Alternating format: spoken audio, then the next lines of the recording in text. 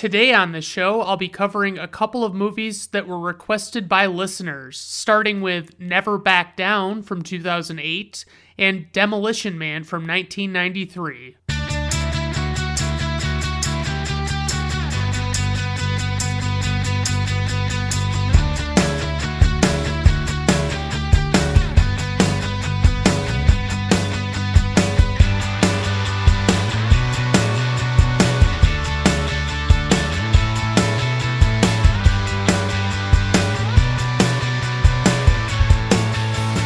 Alright everyone, welcome to Brandon at Random Reviews. I am your host, Brandon Griffiths. Thank you for stopping by. I do appreciate it. Today on the show, I think I'm just going to dive right into these movies. I'm not going to warm up or anything like that because life's too short and you want to know what I thought of these movies. So we'll start with Never Back Down, released on March 14th, 2008, directed by Jeff Wadlow, written by Chris Hauty, H-A-U-T-Y, produced by Craig Baumgarten and David Zillan, and a score that was composed by Michael Wandmacher. So for our cast, we have Sean Ferris, who plays Jake the Gridiron Tyler, which, by the way, he rarely gets called that in the movie. And then we have Amber Heard, who plays the character Baha Miller, and then Cam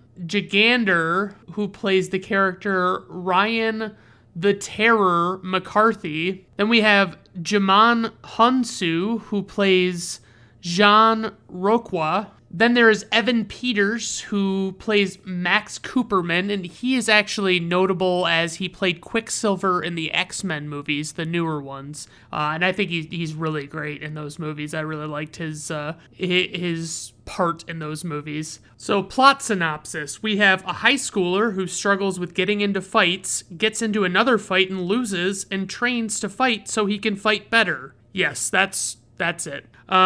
We start at like a football game. I don't really know who's in this movie, going into it. So I'm really struggling to figure out who I'm rooting for and who I'm supposed to be focusing on. It also helps that this Sean Ferris is not somebody I've seen in anything before, so I really don't know who he is or what he's doing. Basically, something gets said about Sean Ferris's dad, and there's clearly some history there, and Sean, flips out and gets into a fight on this football field, and, it's like an all-out brawl, and so it's like hilarious watching movies like this where there's a large group of people brawling because there's always a few people on screen that are like apprehensively standing around, barely doing anything in the way of fighting, like they're just kind of pawing around a little bit and that's about it. So I don't know. It's funny. It was a little thing I noticed. Apparently our main guy, Jake Tyler is his name, which is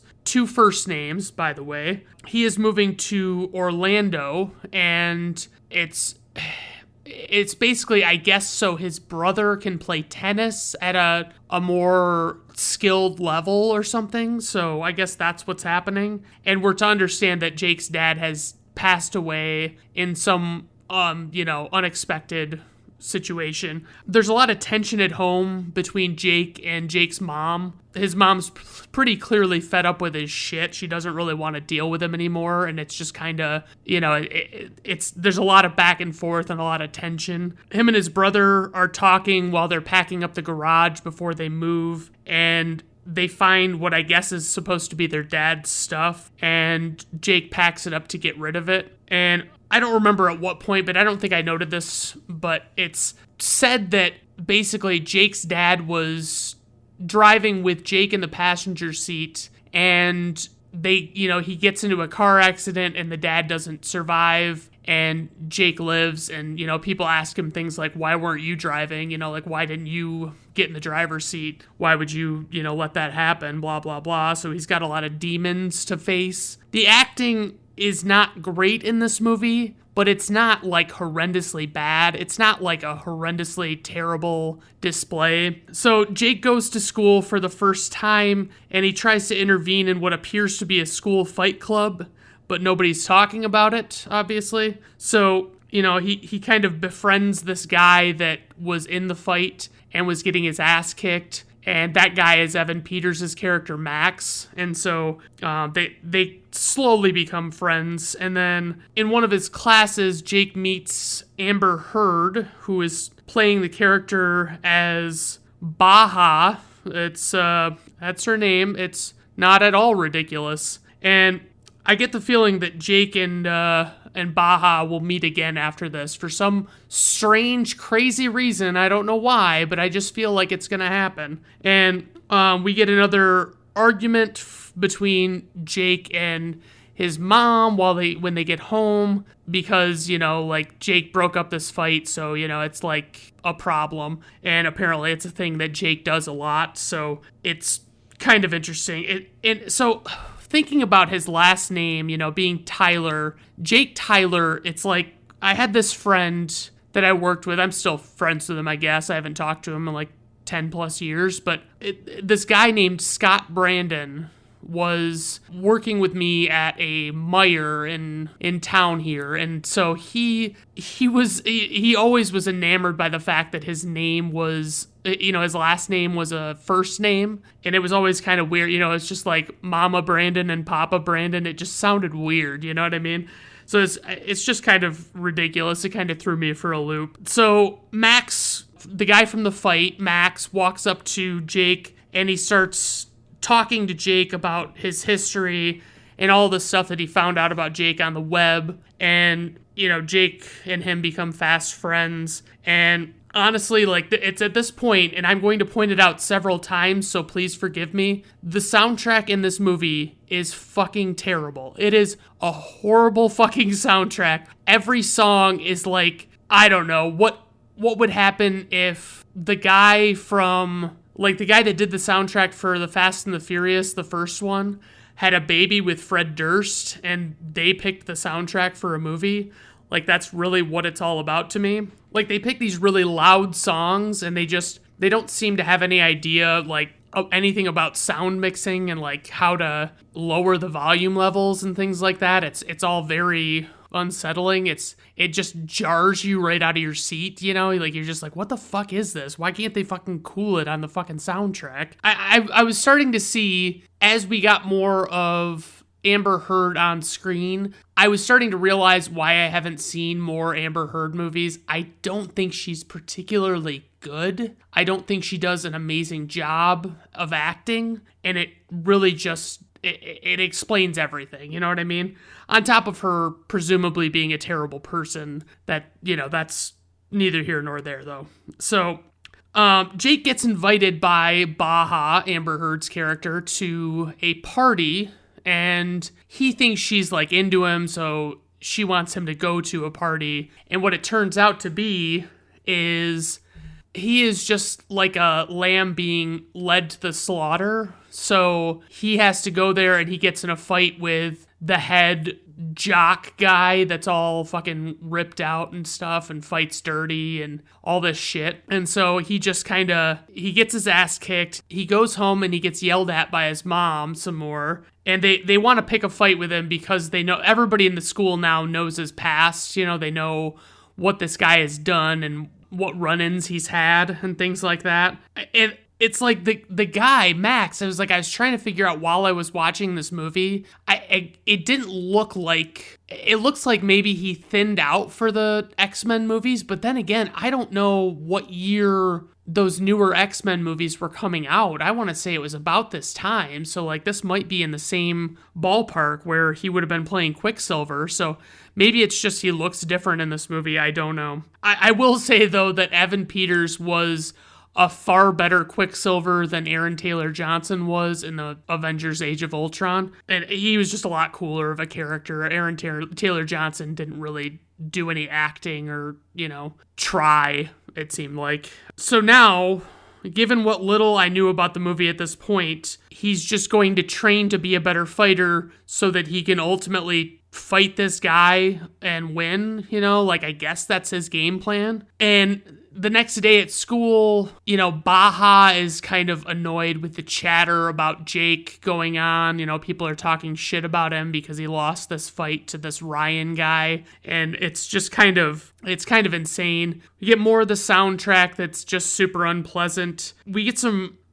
I put down, we get some really good writing coming through in the dialogue, and I believe I was being facetious because it's terrible. Like, the writing is not great. It's not particularly good. I don't really think it's all that terrific. So Max tells Jake about this place to train, and he's going to go there, and he's going to learn how to fight, but the whole thing is like, this guy from Blood Diamond, Jimon Hansu, plays the guy that owns the shop, the gym or whatever, and he is talking and like he's telling him basically that Jake is not to fight outside of those four walls. He's supposed to keep it together and be cool outside of there, and he's not supposed to use the training as a means to fight. It's supposed to just be like self-defense or whatever you want to call it.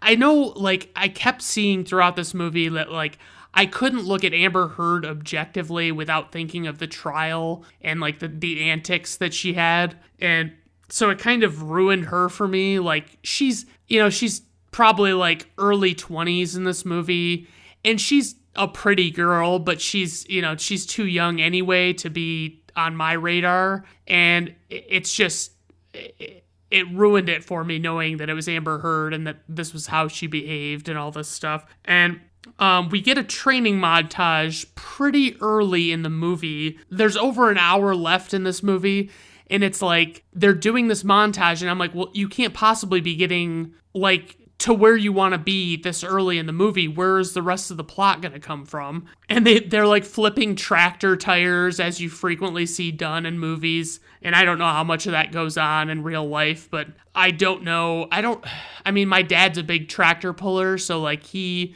could probably tell me like how much weight that would be like lifting. And I assume it's quite a bit. So it's probably a reasonable training method. It's just funny. It's like so cliche now to do this stuff with a tractor tire. It's just like at this point I'm noticing that like the writing is pretty one-dimensional. It's not really breaking new ground on anything. It's just kind of retreading old stuff. And it's like, Jake and Baja argue in class over her leading him to the slaughter at the party, which is fair because that's absolutely what she did. She knew that was going to happen. And I just noted Blood Diamond is a solid movie, which, by the way, I might cover that. I haven't watched it in a really long time. I might even create like a new tag for those episodes where I do revisits, where it's like, it's not that I've never seen the movie, it's just that I don't remember the movie at all. So I just, am rewatching it, but it feels like the first time, like Foreigner. And it's at this point that they basically show that Baja and Ryan are together. And I don't know if you had that pointed out sooner than this, but I guess they like hid that fact so that it would be seemingly innocent when Baja gave Jake the invitation to the the party that he ended up getting in a fight at. And I feel like these jokes that keep coming up, or like not even jokes, but just like these jabs, these verbal jabs that come up in this movie, where it's like they're talking about Jake's dad, and it's like it just sets him off. Like that's all it is. It's just like an automatic, easy thing for them to do, that they can talk about his dad, and it's like, yeah, this is gonna piss him off. You know what I mean? Like that's what it feels like anyway. And so it's just like they use it to their advantage. It's like if they want to start a fight with him, they're just like, yeah, too bad your old man was a piece of shit, and like boom, everybody's fucking fighting. There's a moment where Jake figures out that John, Jimon Hansu's character, is seemingly living in this gym. He like has like a little place carved out in there, and it's kind of a ridiculous, like Jake makes fun of him for living there. And it's like, am I supposed to be on board with this kind of behavior? Like, he's supposed to be the nice guy. He's not supposed to be saying shit like the Ryan character would be saying, you know what I mean? So it just kind of upset me. Like, just like, why did we include that? Like, why did we make it where he has this dig at John, who is, a nice guy. He's helping him train. He's, doing everything that he can for him. And it's like, I just don't understand what their rationale was for that. Jake gets into a fight with these dudes at a traffic stop, and Max takes video of it, and it goes viral at school. And, the songs, they keep fucking playing these loud ass douchey songs. I can't fucking stand them. But he goes back, and I don't think I have this noted, but he goes back to the gym, and after he gets in this fight, his hands are all bruised up and bloody, and he puts on his gloves to try and hide it, and John figures out that he's been fighting, and he kicks him out because that was his, big rule, was, you don't get in fights. And I don't know, I honestly don't know what the fuck was going on. I don't know why. I get it. It was inevitable that it was going to happen, where it's John says no fighting, and Jake is inevitably going to fight and get kicked out and have to redeem himself and stuff. But we get another montage, a training montage, and this is number 2, and I don't know why. Why did we get the first training montage? It doesn't really make any sense. You really should only get one montage, like Rocky IV, perfect training montage. There's only one of them. It's an 1.5 hour long movie, and that's it. The training scenes don't really do much to fascinate me in this movie. They're not very exciting. They're not very interesting. They're just pretty generic, and they don't really stand out from the pack. I've seen dozens of movies with training montages before, and this did very little in the way of creativity to make it stand out. So at this point, we go, Jake decides he's going to be a good big brother and go to his little brother's tennis tournament, and he goes there and cheers him on. And then Jake and Baja, I feel so ridiculous saying that name every time, but whatever. They make up, and it's super underwhelming.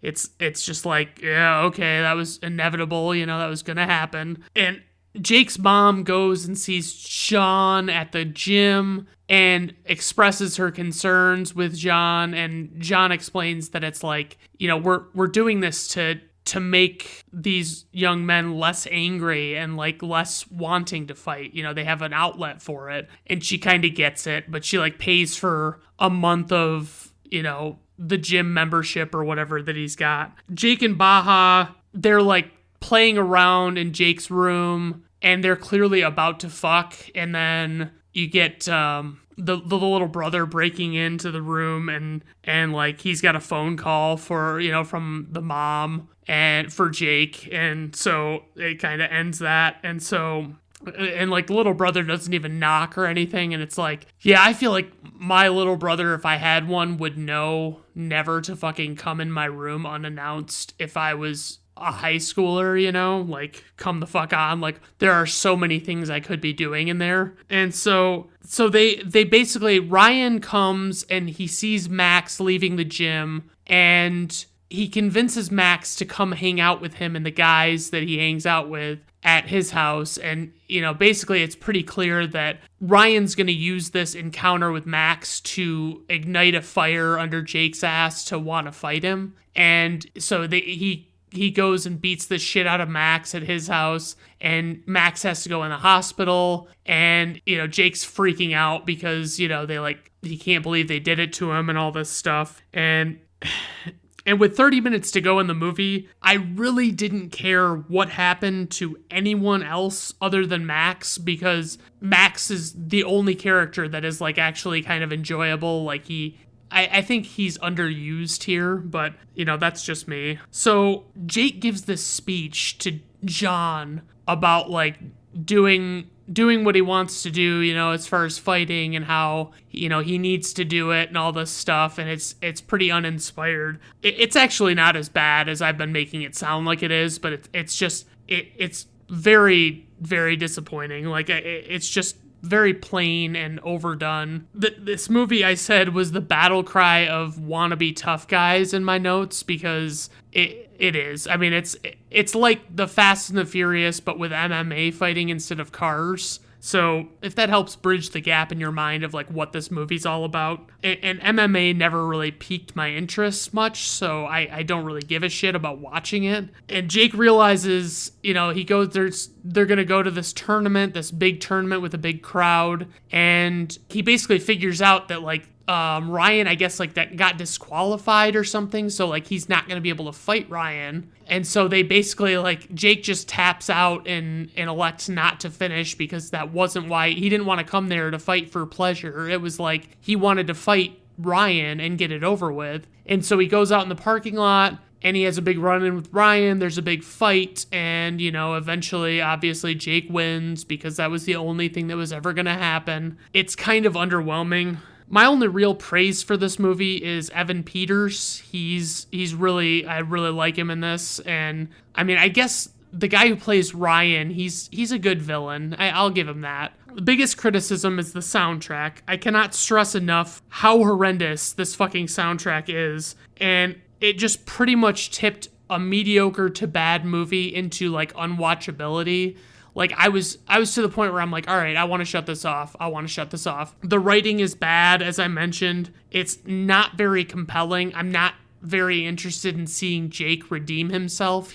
I don't know. I just don't give a shit. So, trivia, Sean Ferris, who plays Jake, gained 15 pounds of muscle for the role. The actors who had to fight in this movie went through 3 months of MMA training for their roles. A little IMDb nugget. Gillian Jacobs auditioned for the role of Baja. Jacobs said that director Jeff Wadlow remarked that her audition reminded him of Christopher Walken. She did not get the part. It's almost like you could have gone without saying she did not get the part, because she auditioned for a role that was clearly played by somebody else, so did you really have to say it? But anyway, the Christopher Walken thing was pretty funny to me. Info and ratings, we got runtime 115 minutes, which is probably too long for this movie. They could have really trimmed the fat a lot on this movie. The budget was $20 million. Worldwide gross, $41.6 million. IMDb rating, 6.5. Rotten Tomato critics score, 22%. Rotten Tomato audience score, 34%. And personal rating, 2 out of 5 stars.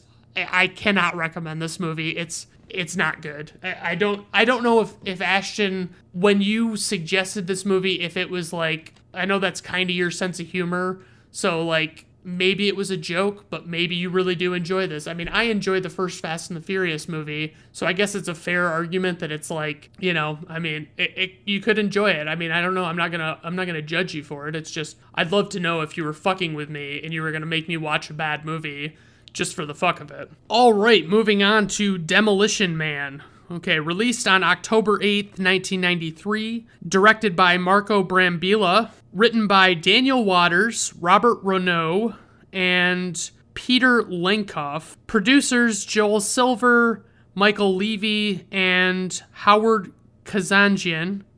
Score was composed by Elliot Goldenthal. Cast: Sylvester Stallone plays Sergeant John Spartan. Yes, that's a name. Wesley Snipes plays Simon Phoenix. Sandra Bullock plays Lieutenant Lenina Huxley. Benjamin Bratt plays Officer Alfredo Garcia, which is also a name. Dennis Leary plays Edgar Friendly. And Rob Schneider plays, I guess he was uncredited as Officer Irwin or Edwin or something like that.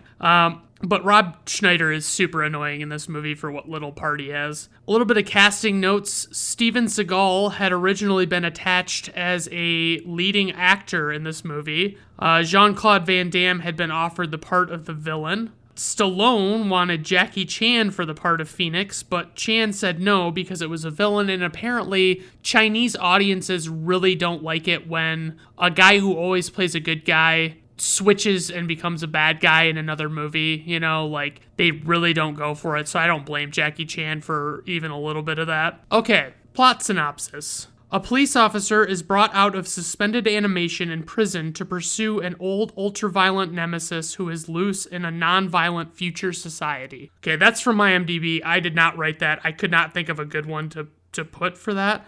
So, just forgive me for that. So this movie starts off with a shot from behind the Hollywood sign, and it's on fire, and it says it's 1996, which would be 3 years after this movie was made. The score kind of feels like a Batman Forever score, but I didn't really look up to see who made the score to this movie. It could be the same guy, I don't know. John Spartan finds Simon Phoenix, and he is, Spartan's standing in a puddle of gasoline, and Phoenix is threatening to light it on fire. And he does, but Stallone still apprehends him, and he thinks that, he goes in there, and, basically the whole premise is Stallone goes in there, and he scans it, he does a thermal scan of the entire building, and he can't find anybody in there other than, Phoenix's goons, and it's kind of I guess what ends up happening is Phoenix had already killed the hostages that he had,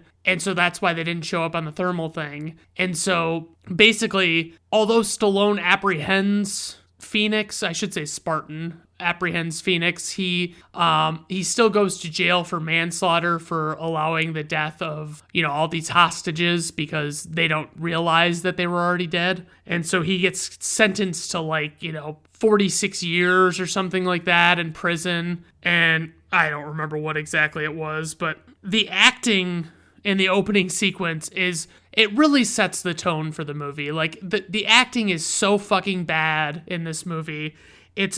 I don't really understand what they were going for because it'd be different if the people in the future acted differently, but the people from the past should act like normal people. You know what I mean? They shouldn't be fucking weird and all this shit. And I guess some of it was probably a choice by Stallone and Snipes, but they do the thing that I always like to point out where, Snipes says something to piss Stallone off, and Stallone, comes to attack him, and they, hold him back, and I'm like, God fucking damn it, why does that always have to be a thing? They punish Spartan to 70 years in cryopenitentiary, so they'll freeze him, even though it seems like that would perpetuate his life beyond normal span, if that, you know what I'm saying? If you're doing 70 years of time, and you're not frozen, that's a long fucking time. But presumably, if you get frozen, it's you're going to be under for however long, and then you're going to have been preserved, and it's you can just pick up right where you left off. You know what I mean? What the fuck is that? They don't even and they show Stallone going under, Spartan is, it feels so dumb to say his name out loud, but anyway, Spartan is being frozen, and they don't even knock him out. They don't put him under or anything. He's just alive, and he's being put in this giant bowl of fluid. I don't know if it's water or what, but it's they're freezing him solid, and they're not knocking him out, and it's fucking ridiculous. And through the opening credits, they do this weird panning around, looking at Stallone in this frozen state, and it's kind of ridiculous. And then we come to 2032, where Sandra Bullock is here in her self-driving car. And so it's not too far off, because self-driving cars, I think in 10 years will be a lot more commonplace, They've got graffiti detection systems at the police station, they graffiti this police headquarters sign, and then this device wipes it clean again. It's pretty ridiculous. I said hopefully there isn't some ridiculous story about wiping your ass with seashells in this movie. Oh right, that's exactly what there is in this movie, because I have seen this movie before this viewing, so I do know what to expect. So basically the other note I want to make is that Los Angeles has become San Angeles, because I think it's a combination of San Diego, Los Angeles, and San Bernardino or something like that. I don't remember what the other San was. I think it was that. But so there's no swearing allowed in the future. You get issued a citation every time you swear, you have to pay like 1 credit or something. And Sandra Bullock's character is named Huxley, and she really wants, like, she's a fangirl of the old 80s and 90s action movies and stuff, and she really wants to, to see that happen in her lifetime where these crazed criminals and all this chaos reigns supreme. It's just kind of like a fantasy of hers. They keep showing these chairs at the cryo lab, and they look like giant cheese graters. Like, they don't look like anything I've ever seen in my life. Like, they are such a stupid design, but it's gotta be on purpose. Like, it looks way too much like a cheese grater to not be on purpose. So Phoenix breaks out of, they're doing his parole hearing, and he breaks out and he kills the guards and gets out using the eye of the dude who was conducting the hearing. And they call it a 187 because he killed these guards, and they have to look up what a 187 is at the police station because they haven't encountered it. They don't know what it is. They're not familiar, and they find out that it's a murder death kill, MDK, and it's like murder death kill. What? Why couldn't it just be one of those? Like murder or why did it have to be murder death kill? That's so fucking stupid. So I always just love this because, Phoenix goes and he is at this like weird kiosk in public where this guy was like standing at it, and like the kiosk was like complimenting him and telling him how great he was and all this stuff. And like Phoenix doesn't really, like, he knocks the guy out and like starts to take over the kiosk. And like, I just love how every criminal in these movies seems to know how to hack into anything. It's like if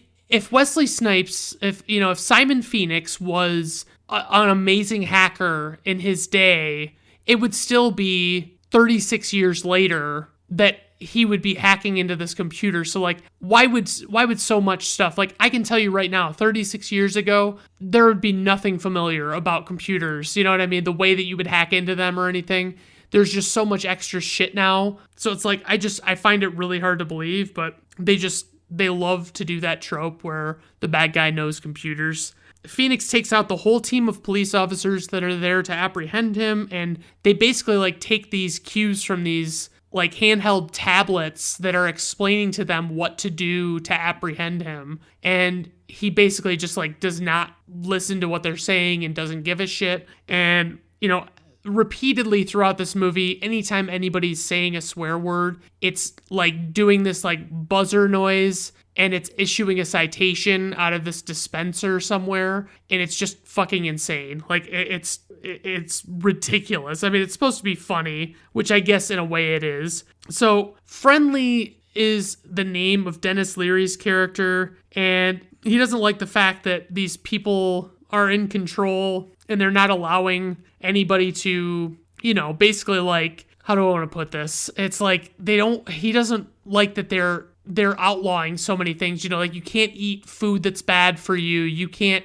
it's like he wants to eat a cheeseburger. He wants to do this. He wants to do that. And it's like, it's pretty fucking ridiculous. They find out from the resident elder officer that Spartan was the one who originally stopped Phoenix. So they decide to unfreeze Spartan, and they try to explain to Spartan how life is in the future and that they want his help in apprehending Phoenix. And this is where we get the story about the 3 seashells, because there's no toilet paper in the bathrooms. They just somehow use these 3 seashells to scrape their butthole clean, I guess. I don't know. Like, how are they cleaning them? Anyway, the captain is not really a John Spartan fan, and he believes he's just as bad as Phoenix, so he's very apprehensive about letting Spartan do his thing. Phoenix goes to a museum to get a gun, because, like, the guns that you'd put in a museum wouldn't be, like, decommissioned so that nobody could use them, so he just goes there, and of course they're, like, loaded and ready to go, and it's like, okay. Honestly, there are, like, some cheesy choices for future tech in this movie, but like they're not all terrible. Like, they're not all that ridiculous. It's a lot easier in retrospect to be able to see like where the world is going, when it's 2022 right now, but it's like, I don't know. I mean, it's kind of funny when movies actually do get some stuff right. The guy walks up to, there's this like museum guard that walks up to Simon Phoenix at the museum and says, "Fellow, greetings, what seems to be your boggle?" And I wish I could like actually work that into a conversation, but I don't think I could. There's a pretty decent gunfight in the museum between Phoenix and Spartan. John is getting his ass kicked in this like weird area that doesn't look like it's part of the museum, but I don't really know what it is. I just love how like Simon Phoenix keeps like monologuing for a good couple of beats before he actually fires his shot to kill Spartan, because it's like, he could easily have gotten him if he didn't stop and say anything. You know what I mean? It's just, you could have at least made it so Spartan like gets out of the way or anticipates it or something.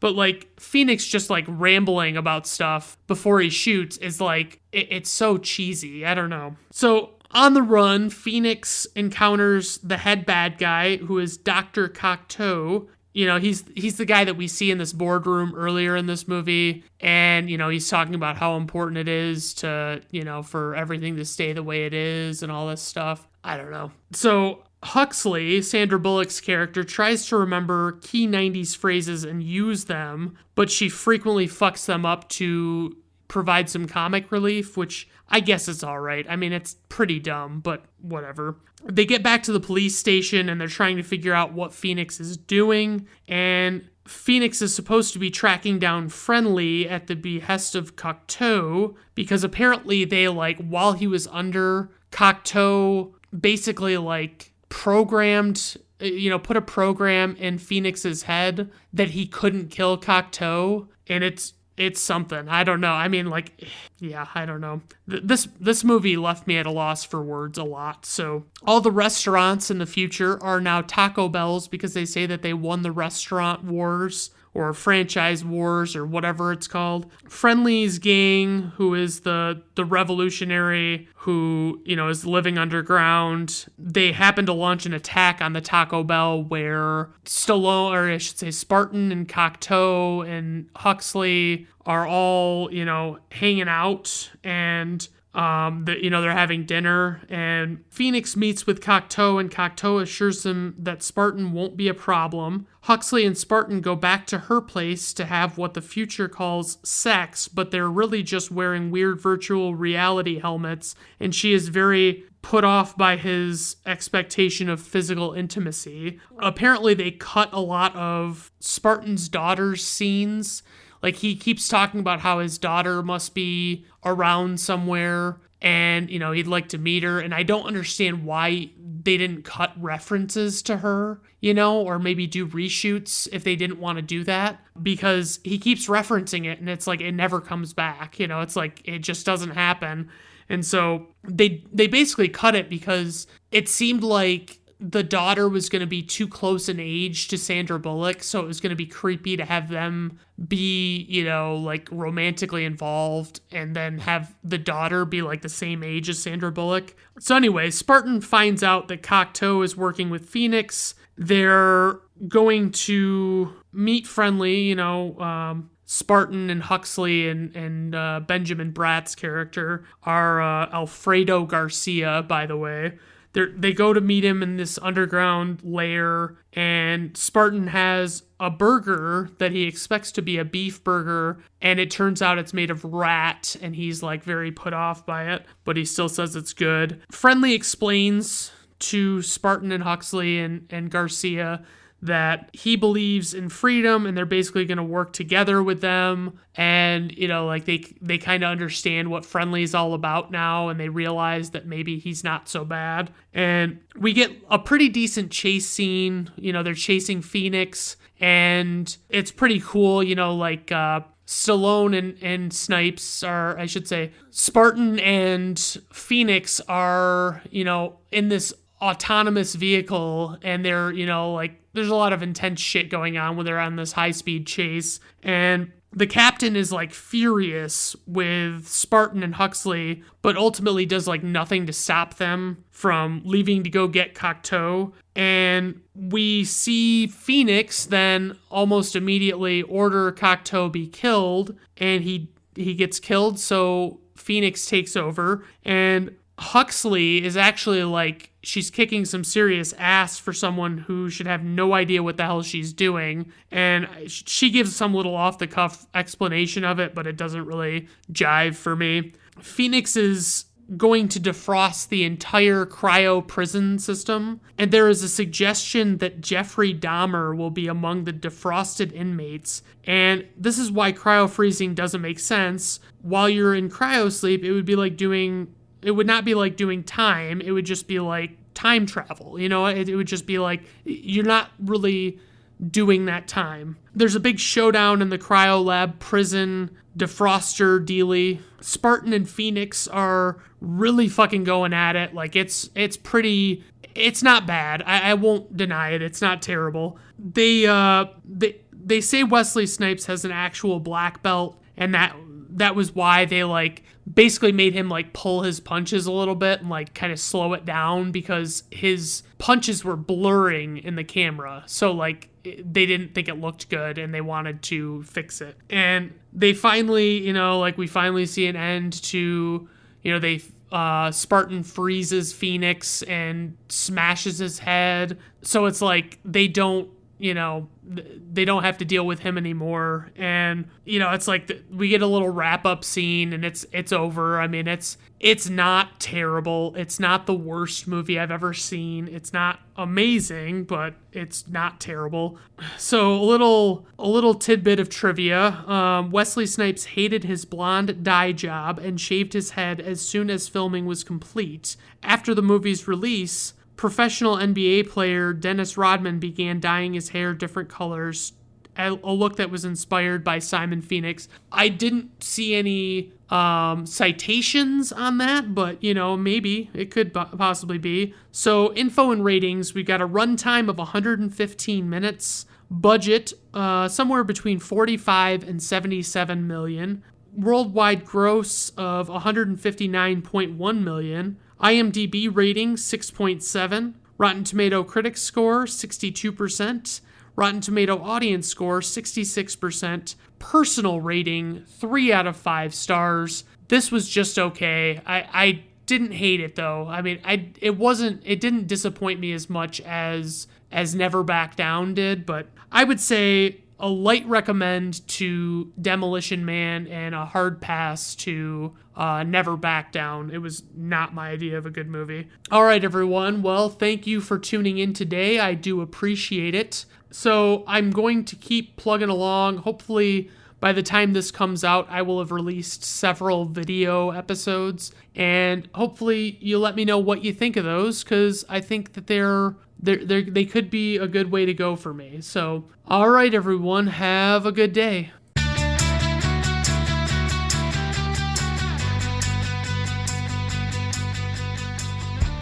Brandon at Random Reviews is performed, written, directed, produced, and edited by Brandon Griffiths. Theme music is performed by Augusto Diniz from Fiverr.